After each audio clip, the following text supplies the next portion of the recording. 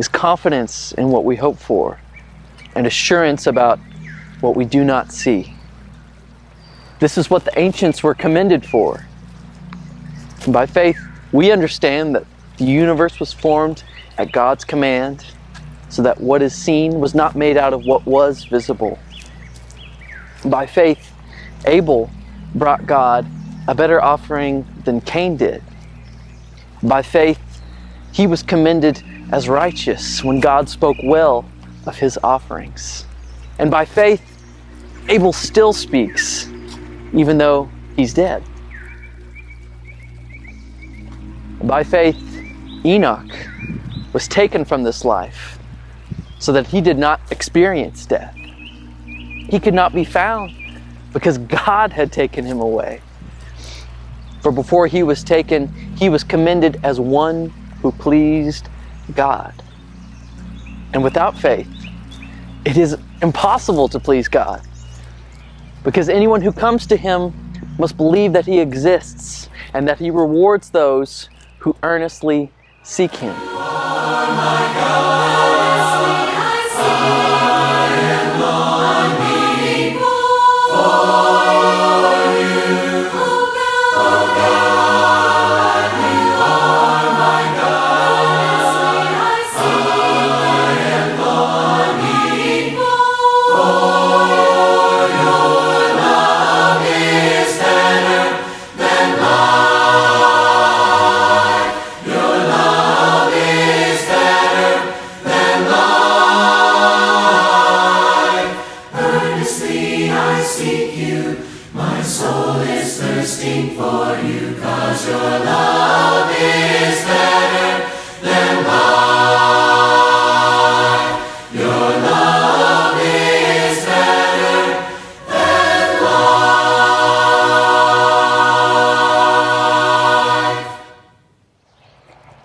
By faith, Noah, in holy fear, built an ark to save his family. By his faith, he condemned the world and became heir of the righteousness that is in keeping with faith. By faith, Abraham, when called to go to a place he would only later receive as his inheritance, obeyed and went, even though he didn't know where he was going. By faith, he made his home in the promised land like a stranger in a foreign country. He lived in tents, as did Isaac and Jacob, who were heirs with him of the same promise. For he was looking forward to a city with foundations, whose architect and builder is God. A city with foundations, firm as the eternal throne, nor war nor desolations shall ever move a stone. O Zion, lovely Zion, I long my gates to see. O Zion, lovely Zion, when shall I dwell in thee? And by faith, even Sarah, who was well past childbearing age, was enabled to bear children because she considered him faithful who had made the promise. And so, from this one man, and he as good as dead, came descendants as numerous as the stars in the sky and as countless as the sand on the seashore. Now, all these people were still living by faith when they died. They didn't actually receive the things promised. They only saw them and welcomed them from a distance, admitting that they were foreigners and strangers on earth. By faith we see the hand of God in the light of creation's grand design, in the lives of those who prove his faithfulness, who walk by faith and not by sight. By faith our fathers roamed the earth with the power promise in their hearts of a holy city built by God's own hand, a place where peace and justice reign. We will stand as children of the promise. We will fix our eyes on Him, our soul's reward, till the race is finished and the work is done. We'll walk by faith and not by sight.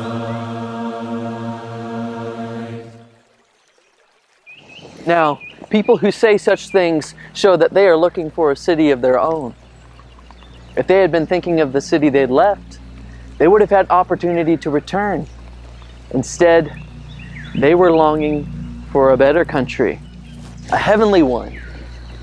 And therefore, God is not ashamed to be called their God, for He has prepared a city for them. By faith, Abraham, when God tested him, offered Isaac as a sacrifice. He who had embraced the promises was about to sacrifice his one and only son, even though God had said to him, "It is through Isaac that your offspring will be reckoned." But Abraham reasoned that God could even raise the dead. And so, in a manner of speaking, he did receive Isaac back from death. I am the God who healeth thee. Oh, that you only trust in me. You are the seed by faith receive, the blessing of Abraham, the blessing of Abraham. Wherever you are, wherever you go, whatever you touch, it's anointed to grow. You are the seed by faith receive, the blessing of Abraham, the blessing of Abraham. It's your inheritance, it's your inheritance. You are the seed by faith receive, the blessing of Abraham, the blessing of Abraham.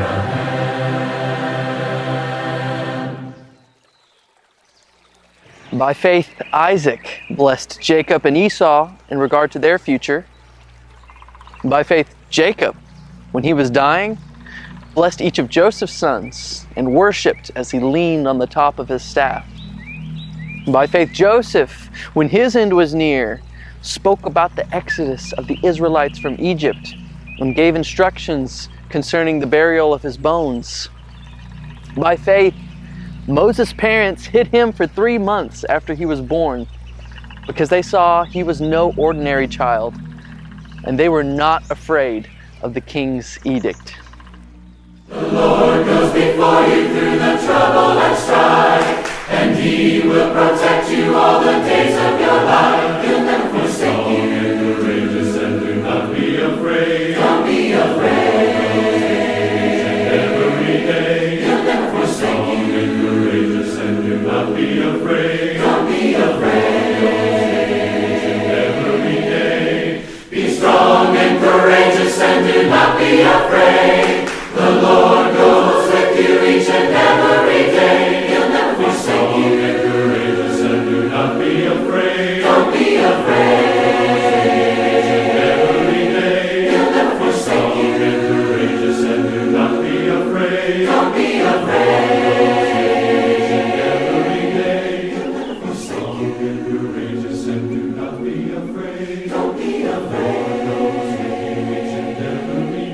He'll never forsake you. Strong and courageous, and do not be afraid. Don't be afraid.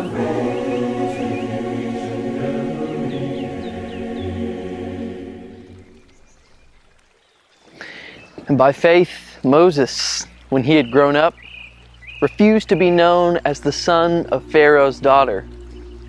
He chose to be mistreated along with the people of God, rather than to enjoy the fleeting pleasures of sin. He regarded disgrace for the sake of Christ as of greater value than all the treasures of Egypt, because he was looking ahead to his reward. By faith, he left Egypt, not fearing the king's anger. He persevered because he saw him who is invisible. By faith, he kept the Passover and the application of blood, so that the destroyer of the firstborn would not touch the firstborn of Israel. By faith, the Israelites passed through the Red Sea as on dry land, but when the Egyptians tried to do so, they were drowned. Rescue me from the wicked, oh, rescue me from the wicked, oh, rise up, Lord, and bring them down. Keep me as the apple of your eye, hide me in the shadow of your wings. Rescue me from the wicked, oh, rescue me from the wicked, oh Lord. Enemies surround me, throw me to the ground. Like a hungry lion, they have tracked me down. Show the wonder of your love, save me by your hand. I have kept my heart for you, in your path I stand.